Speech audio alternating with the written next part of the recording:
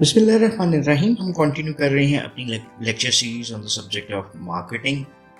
Last lecture में हमने macro environmental forces के ऊपर अपनी बात स्टार्ट की थी, जिसमें मैक्रो एनवायरमेंट को हमने डिफाइन भी किया और then demographic environment of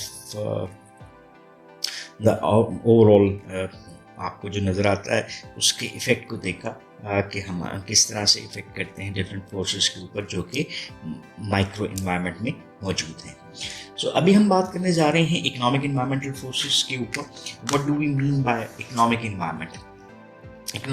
Marketers require buying power as well as people. So economic environment basically क्या होता है? Consists of economic factors that affect consumers' purchasing power and spending patterns.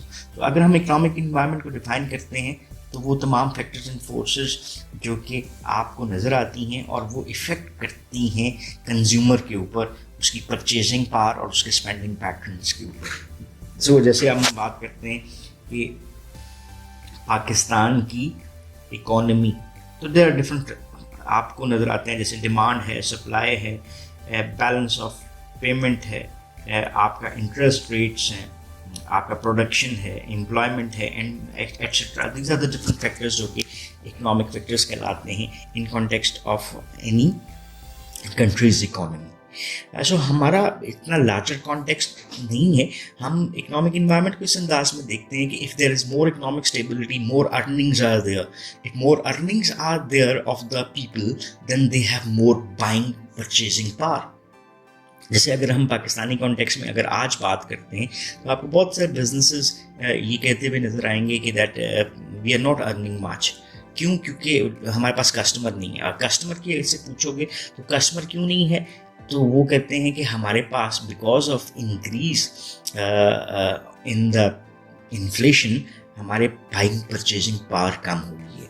वो क्या कहलाती है कि अगर फ़र्ज़ करें हम कोई चीज़ 10 रुपये में 10 चीज़ें लेते थे और 1 रुपये की चीज़ थी, अब अगर वो 10 रुपये अगर हम खर्च करते हैं और वो चीज़ 1 रुपये 20 पैसे की होगी तो वो 8 चीज़ें खरीद सकता है ऑलमोस्ट अब 10 रुपये में। इसका मतलब क्या हुआ कि उसकी तनख्वाह 10 रुपये ही है, लेकिन उसकी कैपेसिटी टू बाय पहले से 20% क्या होगी, वो रिड्यूस होगी। तो इसका मतलब क्या हुआ कि जब भी मार्केटर के कॉन्टेक्स्ट में अगर हम बात करें तो marketers must pay close attention to major trends in consumer spending patterns both across and within their market. तो ये मार्केट जो है वो लोकल भी हो सकती है, नेशनल भी हो सकती है, इंटरनेशनल मार्केट, वर्ल्ड मार्केट हो सकती है, जहाँ पे एक मार्केटर काम करता हुआ आपको नज़र आ रहा है।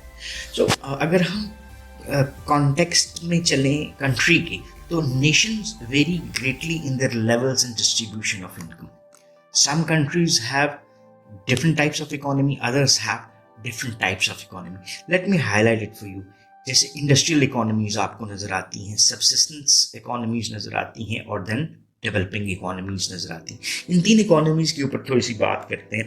तो इंडस्ट्रियल इकोनॉमी वो इकोनॉमी है जहाँ पे रिच मार्केट आपको नज़र आती है और वहाँ पर डिफरेंट टाइप्स ऑफ गुड्स नज़र आती हैं।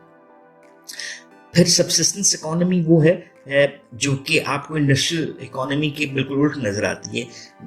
They consume most of their own agricultural and industrial outputs. यानी सबसिस्टेंस इकोनॉमी वो है जो कि अपनी प्रोडक्शन के ऊपर डिपेंडेंट होती है। जो वो इंडस्ट्रियल प्रोडक्शन करते हैं उसी को वो यूज़ कर रहे होते हैं, जो वो बीज बोते हैं मीन्स एग्रीकल्चर कर रहे हैं उसी को वो कंज्यूम करने की कोशिश कर रहे होते हैं। इसका मतलब है अगर मैं घर में पकाता हूँ, घर में लगाता और खाता हूँ, तो इसका मतलब है मुझे बाहर से चीज़ें खरीदने की ज़रूरत नहीं पड़ेगी।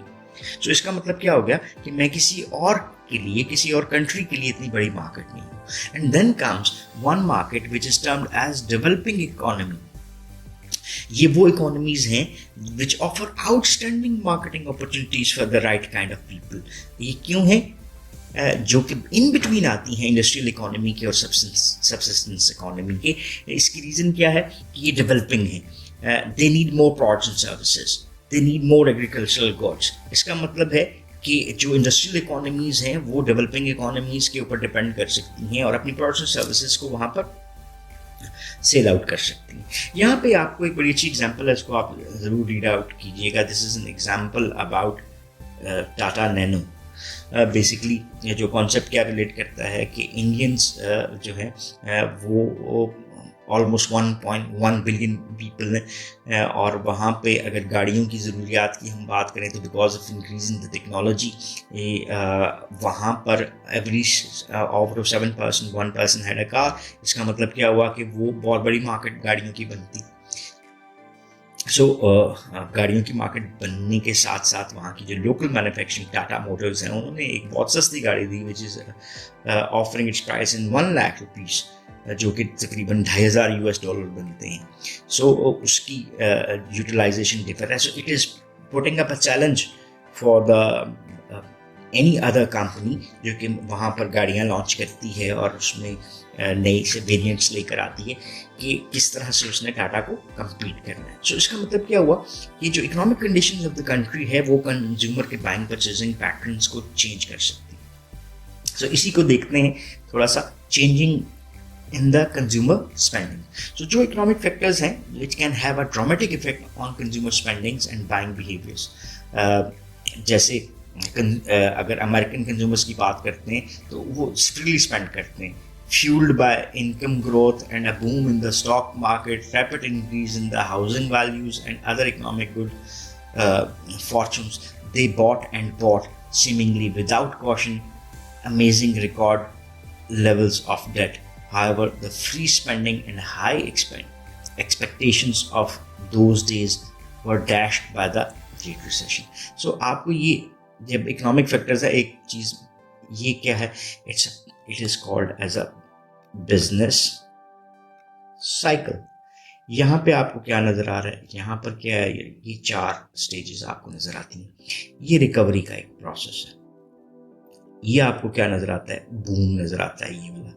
देन आपको क्या नज़र आता है, रिसेशन नज़र आता है, यानी चीज़ें डिक्लाइन की तरफ हैं।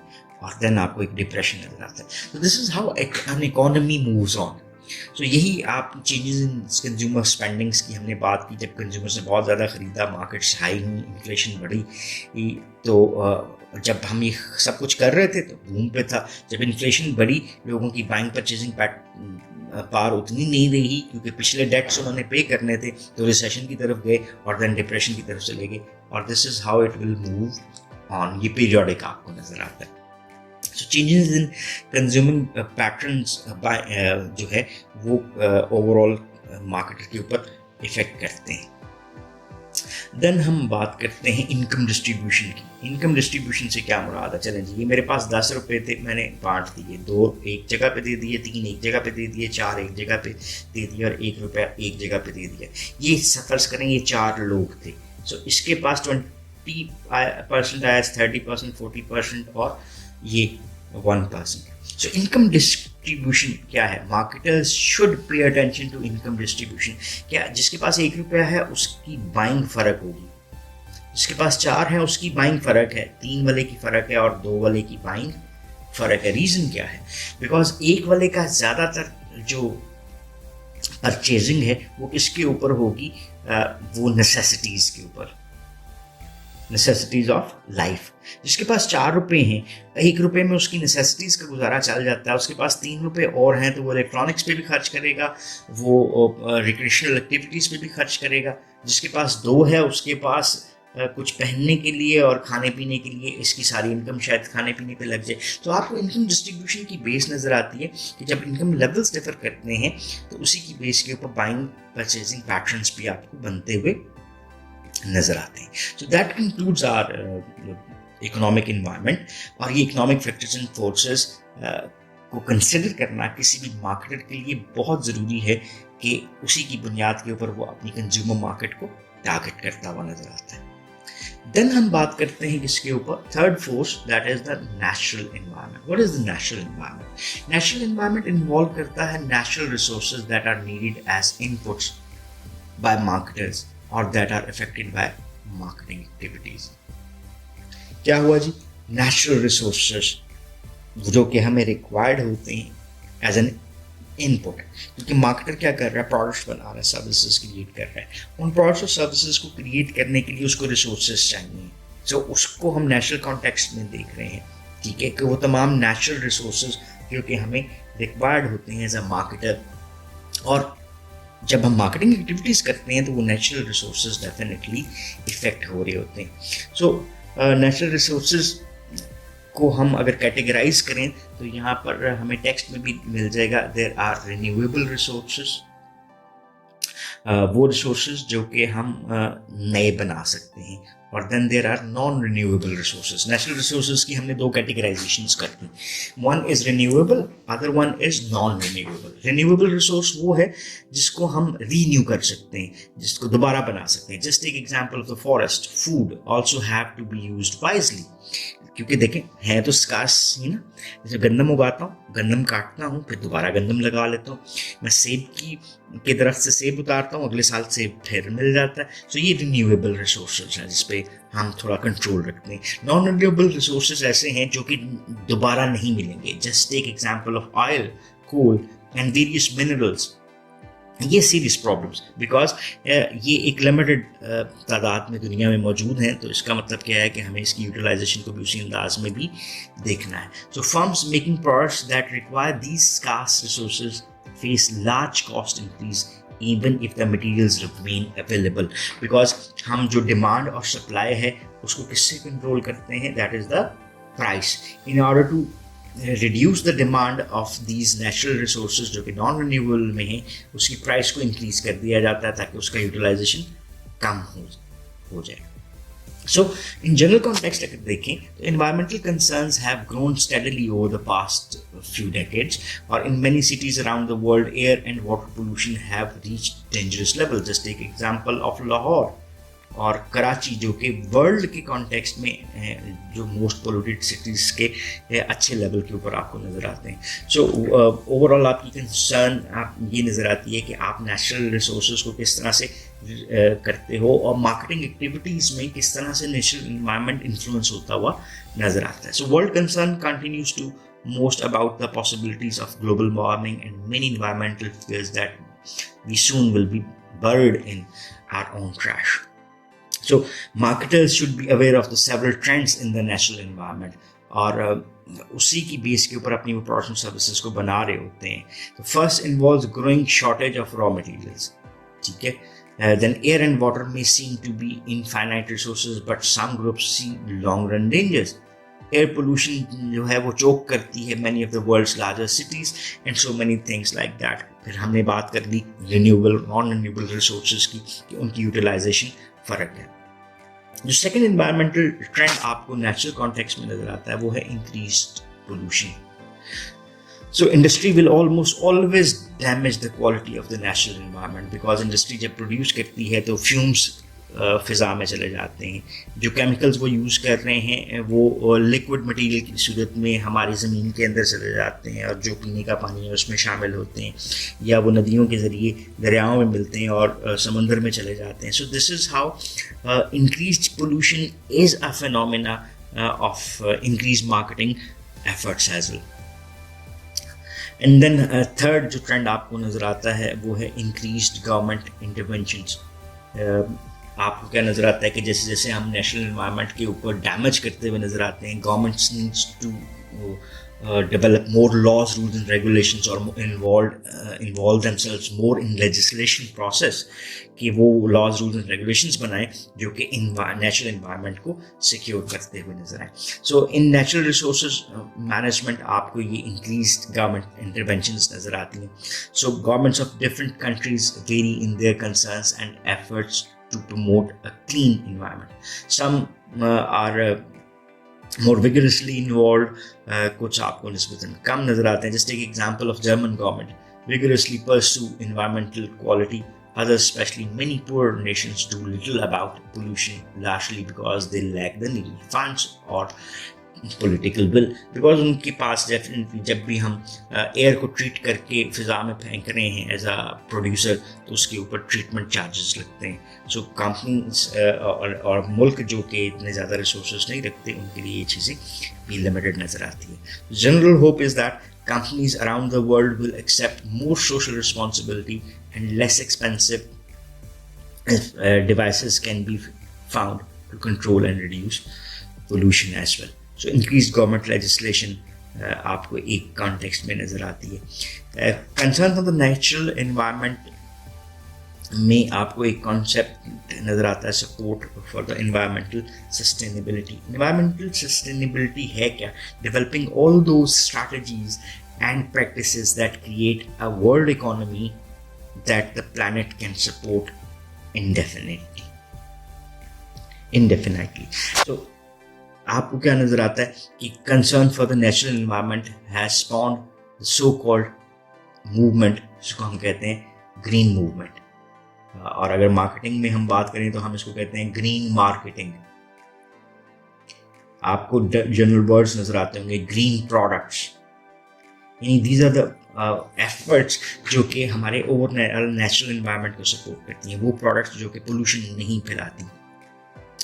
So today, enlightened companies go beyond what government regulations dictate. क्योंकि गवर्नमेंट आपको, जैसे हमने इंक्रीज गवर्नमेंट इंटरवेंशंस की बात की, तो आपको लेजिस्लेशन गाइड करती है, laws rules and regulations guide करते हैं, लेकिन कंपनीज एट टाइम अपने आप को ज़्यादा रिस्पॉन्सिबल शो करने के लिए इवन गवर्नमेंट रेगुलेशन से ज़्यादा करने को तैयार हैं। They are developing strategies and practices that support environmental sustainability. That is an effort to create a world economy that the planet can support indefinitely. They are responding to consumer demands with more environmentally responsible products.